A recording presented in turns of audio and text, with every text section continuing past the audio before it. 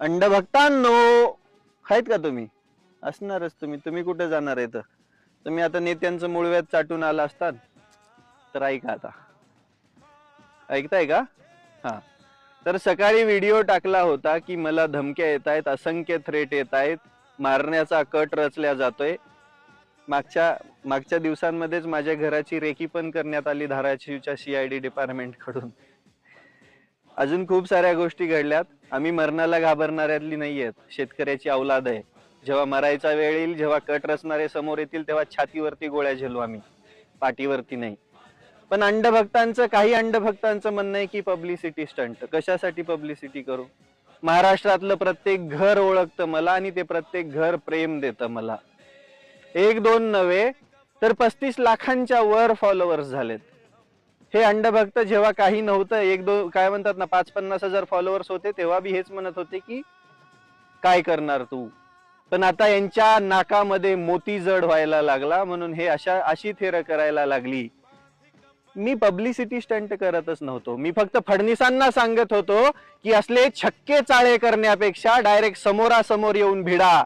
जर तुमच्यात लईच दम आहे तर घ्या माझ्या समोर आणि माझ्या सोबत एखादी मुलाखत. एक महाराष्ट्रातला, या भारतातला सामान्य नागरिक म्हणून, तुमच्या सरकारमध्ये राहत असलेला एक सामान्य नागरिक म्हणून मी तुम्हाला प्रश्न विचारतो. मग तुम्हाला प्रश्न विचारला की तुम्ही आमची औकात विचारणार का? तुम्ही कुठले जहागीरदार झालात? तुम्ही मुख्यमंत्री झालात म्हणजे आमचे नौकरच झालात. मी तुम्हाला जाहीररित्या सांगतो की तुम्ही महाराष्ट्राचे मुख्यमंत्री जरी असलात तरी पण सामान्य जनतेचे तुम्ही नोकरच आहात. आणि असं तुमचे प्रधानमंत्री सुद्धा म्हणतात. मी प्रधानमंत्री नाही तर प्रधान सेवक आहे. सेवक म्हणजे नोकरच. मग तुम्हाला प्रश्न विचारण्याचा अधिकारच आहे, त्याला लायकी असण्याची काय गरज आहे? उलट आमची लायकी जास्त आहे, कारण की आम्हीच तुम्हाला निवडून दिलंय. काय फडणवीस जेव्हा काहीच नव्हते त्यावेळेस त्यांची लायकी होती का मग मुख्यमंत्री व्हायची? कुठेतरी अंडभक्तांना झेपना सोसना म्हणून तुम्ही या काय म्हणतात ना छक्क्या चाळ्यांकडे निघालात. पण एक गोष्ट सांगतो, माझ्या जीवाला आज पण धोका आहे, उद्या पण असणार आहे, भविष्यात पण असणार आहे.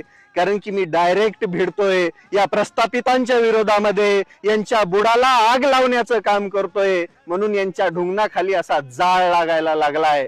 सामान्य जनता जागृत व्हायला लागली, शेतकरी जागृत व्हायला लागलाय. हे झेपना यांना. मी भिणाऱ्यातला नाहीये.